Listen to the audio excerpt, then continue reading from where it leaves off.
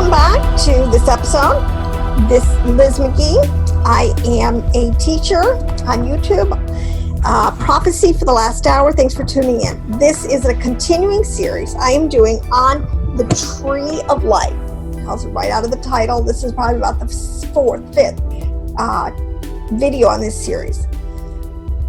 So there's a whole kind of backdrop. I'm really not going to go into it. So if you're just tuning in, there is like a huge level of information building up to this point. But I am ready to start to unpack what is known in the Tree of Life. Just know, this is called, biblically, Hebraically, its best title is called the Tree of Life. This is what is foundational in the text, allegorically. Now, unpacking it, trying to explain what the symbols, the metaphors, what everything is talking about is kind of my mission now. And I am down here to Bina. I have the third Sefiroth on the Sefiroth tree, the chart, Bina. I want to start to really talk about and get into the deep mysteries, get down to the meat of the word, teach this to the elect so that we can totally rise up to this level of wisdom and understanding with that knowledge, so we can understand and we can work with Yahweh, fellow workers. We're on the same page. We're on the same team. We're doing the same. Oh, there's so much disunity because there's so much bad doctrine. All right. When you get to Bina, this is the point. Hokmah explained the way this Sefiroth chart works. Just give you three quick foundational things. It is a three-dimensional. I've used this. This is my cube, all right? This is when we are talking about Yahweh, we're talking about a creation. And usually a creation actually has limits, boundaries. It has, things inside it, things on its surface. It's usually a multi-purpose, deep kind of, and usually there's an inside to something and there's an outside to something. There's our inner parts in a car. There's all those inner parts that, of course, I know nothing about, wouldn't be able to navigate my way, past opening the hood. Okay, but then again, there's the outside of it, and many people, I'd be much more interested in the color of the car to me than in actually what's, its mechanical workings. These are foundational principles, but they all stem. The primary metaphor, this is why this is my jumping over, this is so important, because I don't think we're going to come into the Olam Haba, the restoration of all things, until this level of understanding, Bina, is fully embraced, probably by enough of the elect to, so to speak, tip the balance, to kind of right us backside up, all right? We have, truly, in a lot of ways, this thing has fallen, it's on its side. But I digress. I get ahead of myself.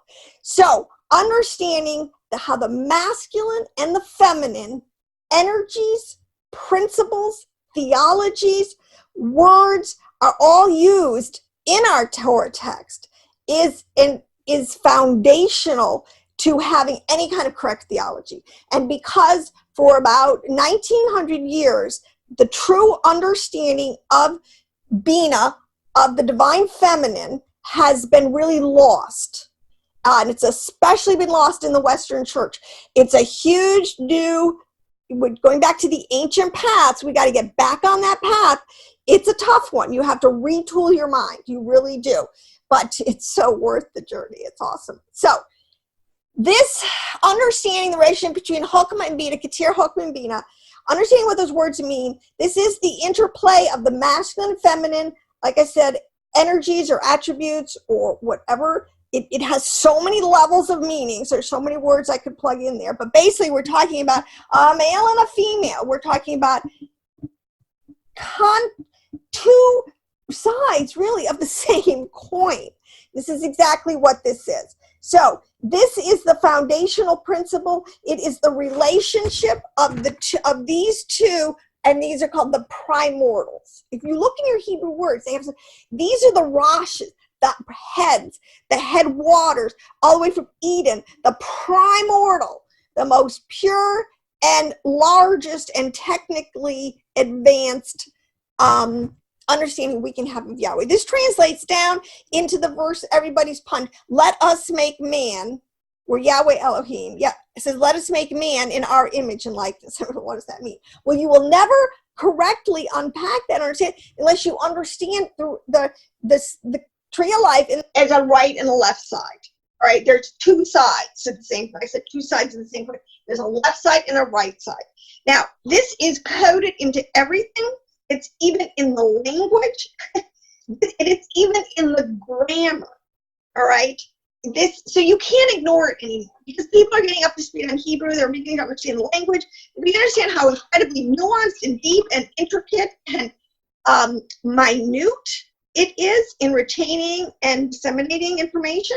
So when you understand that this male-female relationship is even in the words. Every word is either a male or a female. It has a root ending.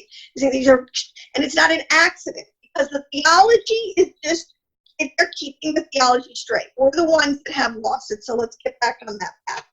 Now, this is the union. Now, let me say this because, divine feminine, it's like another one reason why Kabbalah gets fought against, because people profane it. They don't want to really spend the time elevating their mind to the highest levels of Torah understanding on this. But I can't help that. But that this union, this understanding of what it is to make man in our image and likeness, says, really, Hokmah and Bina, will completely transform the world, will be the changes so that we can go into the Olam Haba. This is the same thing. You could use the same allegorical language as the bride and the groom, the marriage supper of the Lamb, a complete unification. It's all about unification, all right? So this, now let me just say that this is a quote from a Kabbalistic website, Jewish. Everything I do is Jewish, all right? So just remember, everything comes straight from the stream of the writings of the house of Judah, authentic, that the rabbis, the prophets, the sages, these things would have read. So the first is, this is why the moon, see, we don't really even have a correct understanding of why the moon and the sun are so important, the cycles of the moon, and what is embedded, what information is true is embedded in the 7 cycles of the moon, the waxing and waning of the moon. The moon is a huge metaphor. Remember, in one of the days, he placed the sun and the moon with very important, significant jobs, to be signs and seasons. And again, it relates to the male and the female. The sun is always male. The moon is always female. And the cycles, the Gilgal, the constant movement, and this is what they know now. Let me just throw this in, because truly from a Hebraic mindset, you have to understand too, one of the Western trip-ups is Yahweh is a verb. He's moving. That's why Yahweh, the male, Hokmah and Keturah are considered male because they are giving. All right, their whole origination is that this stream of energy, thought, and whatever level we're on is coming down, and it's going into what is now known as the first vessel, container, the first earth, the first womb that can hold all of it, which is the point. That's right, to hold all of it and to organize it about the sun and the moon. This is a quote. It says, in the 7th and final stage, this is in the symbology and the waxing and the waning of the moon parallels the 7 days of the week. It also parallels a woman's, they've charted, cycles through her whole lifetime. That the woman stands when finally we get to a place where spiritually, intellectually, and emotionally, all peoples, individually within yourself, within if you're married, your spouse, all your relationships, which should equalize and harmonize, and that this perfect balance of everything spiritually, intellectually, and emotionally on an equal footing, and understanding that these are opposite, they're straight, they're equal, right?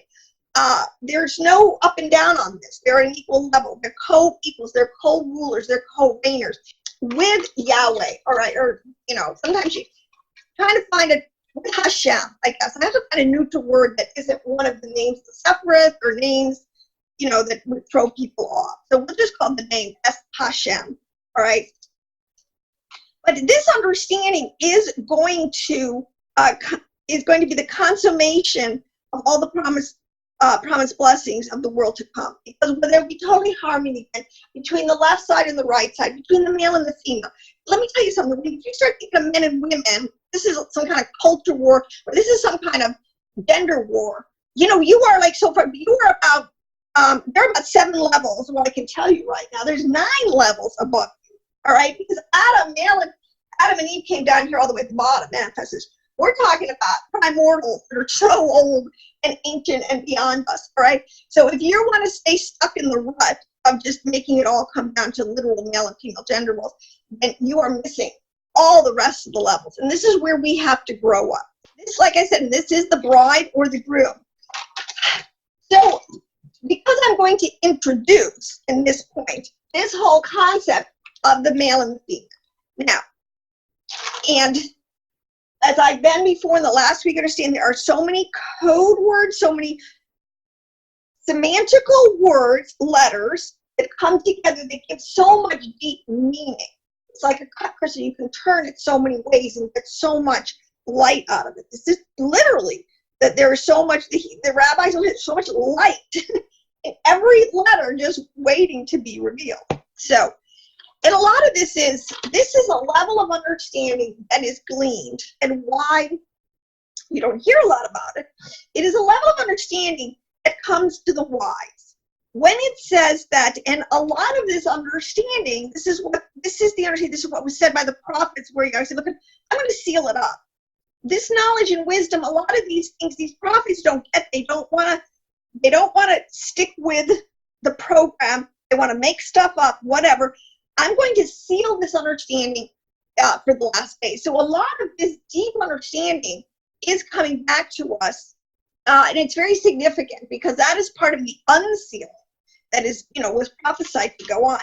Now, because it says you are to incline your mind, your heart, your soul, your thoughts to Yahweh, right? We're supposed to cleave. We're supposed to engage actively. All right, we are supposed to seek him, search for him. There's an element of you have to put some work into it. Ergon, which is the word work, which is really true. So when it says to work out your salvation, it's quite literal. You have to get up off the chair. You have to seek. All right, and when you do, you will find. But what are you going to find? So you are going to find what the Bible calls wisdom, and I put this, wisdom and understanding. Understanding is Bina.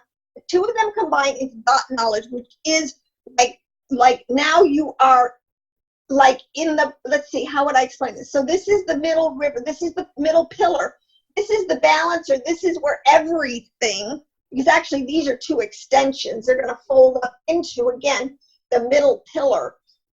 So dot is the first manifestation of complete synthesis.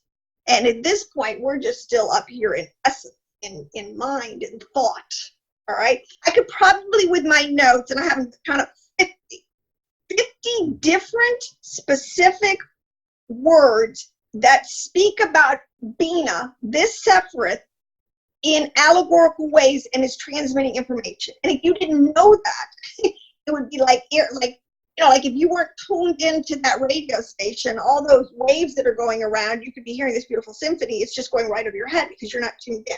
All right, this is Bina Wisdom, who's always shouting from the rooftops to all the people down the street. You can go, look, hey, I'm here, listen, I have great gifts and riches and things, she doesn't sometimes get too far. But this is what they're saying. So we are supposed to, with the Shema prayer that starts out here, Shema Israel, most foundational prayer, right, that Israel has been saying for thousands and thousands of years. But the word Shema comes from a root. Isn't it so interesting? Which means to hear, all right? Which is, so Israel is to hear. And what are they to hear? They're really being told, this is coded to go back to the source of all wisdom and understanding, which is Bina. Get understanding, get wisdom, all right? And that's the principal thing. So that's what it's really coded to tell you. and it's called the mouth. It's very specific with this kind of, it's coded also, because the flip side of this is it will give you all the physics of the universe. It's not just the physical universe that we live in. But when you get deep into this, and this is what can also, well, you have to be pretty mature. You're dealing with very primordial principalities, powers, potencies, very powerful things. You don't go in there unarmed or like a child. You need to have your wits about you. This is okay, that's another whole lecture or story about, and this is what the rabbis do, how being holy is the other side of the coin, but we're not going there today. The point is, this voice is key to the concept of vibration, of sound.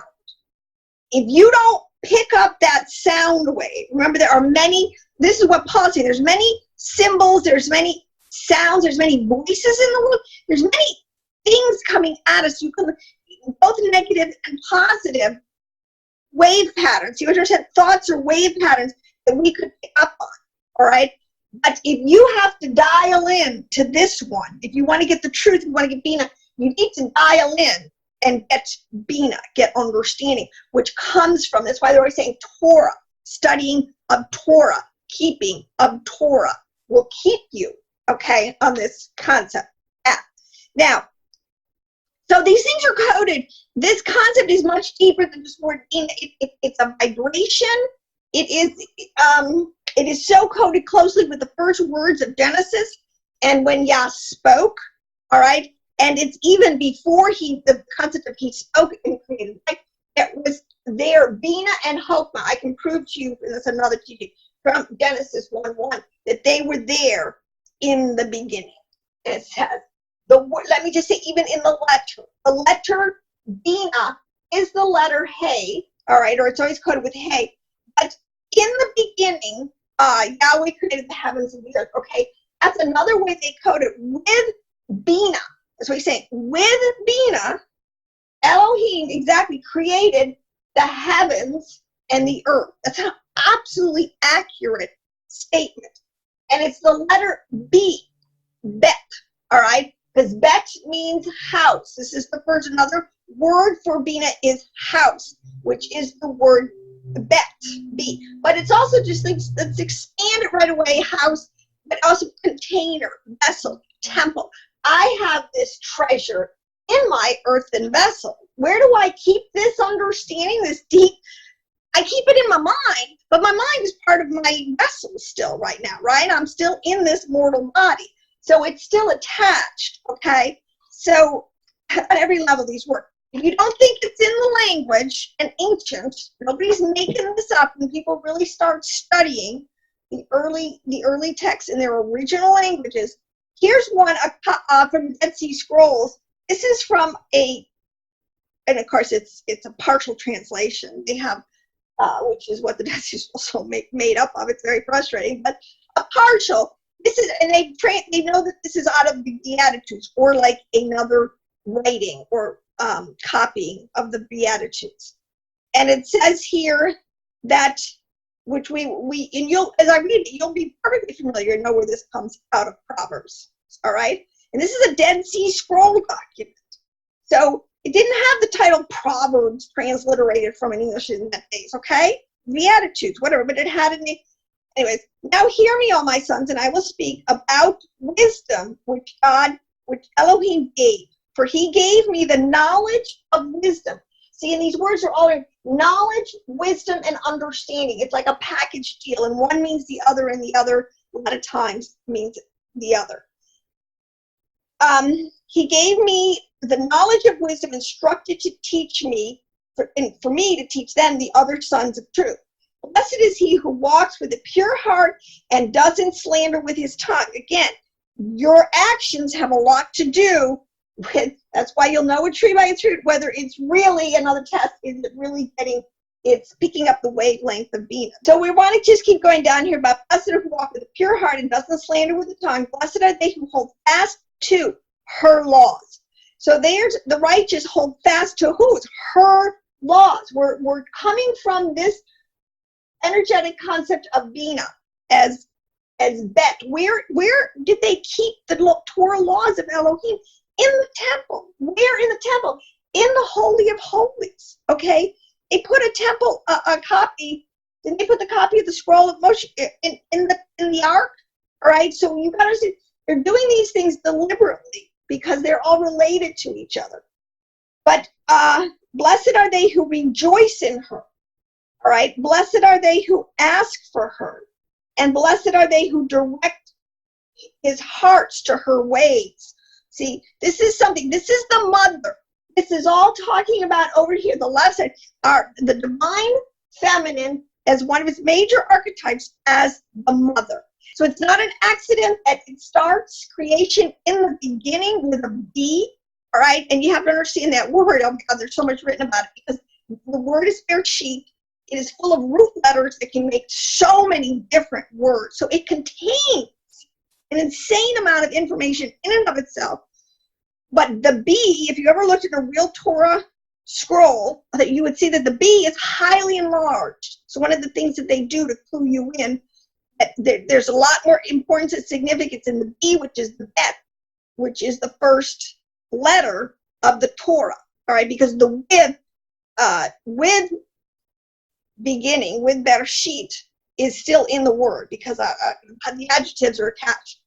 So with beginning, all right, with Bina, okay, with Bina, this is very specific, Bina, Yahweh began to build the house. All right, now let me start to, there's so many allegorical ways that we can do this. We have this, it's in the language, it's in the grammar. Now, we know that from Hebrew is made up of 2 and 3 letter root words, everything. Now, I just did learn something which was really interesting from a Kabbalistic, Jewish Kabbalistic site that I subscribe to, which I recommend. It's called the Daily Zohar. And he's also beginning to do, which is so interesting, a study on the tree of life. He's a master Kabbalist. I have to just stop and because it's so interesting because maybe I'll reach out to him. I would love to form a relationship with because he's not a rabbi and he's not a Kohanim. He is just a servant of Yahweh who has dedicated his life to understanding wisdom and knowledge, and he's getting great revelation. And so, this is the thing that you can do. You can apply yourself. Anybody can apply themselves to wisdom. And there is a season now. I know another YouTube channel tracking along this where he's beginning to unpack some of the core principles, deep mysteries held in the tree of life. All right, it's time. This is interesting because it really is time for this to come together in a synthesis for understanding. Now, there are 2 and 3 letter root words combined to form. Now, the Tanakh, this is something most Christians don't really kind of understand. We just call it the Bible, or we call it the Old Testament. And we don't understand it has a lot more layers of understanding. So in the Old Testament, when a Jew would call, say, in the Tanakh, or in the Torah, they're usually, in one sense, you have to be careful, they're really referring to the 5 books of Moses. 5 books of Moses is a very special grouping of text. And this is what I believe, but I believe that the kind of understanding we have is coming from the Second Temple period, with Ezra and Nehemiah, where they wrote down, they kind of canonized those 5 books, and it would be 120 in the Sanhedrin. And I believe these people, understanding who these rabbis were, understanding how incredibly brilliant and how they truly understood all this, and they had the heart, and they knew they had the responsibility. Let me tell you, I think it weighed very heavily on them to put it in a format that if they ever went into exile again, they could retain this information, and they did, and they coded it. It's encrypted. All right, so that's part of the storyline. But anyways, in the Tanakh, we're talking about the 5 books of Moses. They say there are 469 words in Hebrew in the Tanakh. All right, and then out of those, 92 of those words are used first time in the creation account, all right, which is in the book Genesis 1 into what Genesis 2, Bereshit. All right, and it's not an accident because 22 root words is the same number for the 22 elements in the chemical chart or the periodic table. Now, that's not an accident. All right, and that's another whole teaching. I think it's just fascinating. But when the fact that these letters are the codes, the bits, the roots of all creation is so, in my opinion, there's no escaping it. Now, when you go into some of these ways in which Bina, our mother, let me just go through some very quick, because we need to understand this is a theology, the way the words are used. If you were a good Jew and went to, as I've said, the yeshiva, learned Hebrew, went to course, you know, you would get a lot of this. There's an army out there of people that are willing to do the work to get the mind of Yahweh that is in the house of Judah. Okay? Now, male and female. Let us make man in our image, which I've mentioned is male and it is female. And we understand Keturah and Hope in the male, right? But we're going to switch over here now. We're going to the Bina, which is the feminine first of the feminine principle.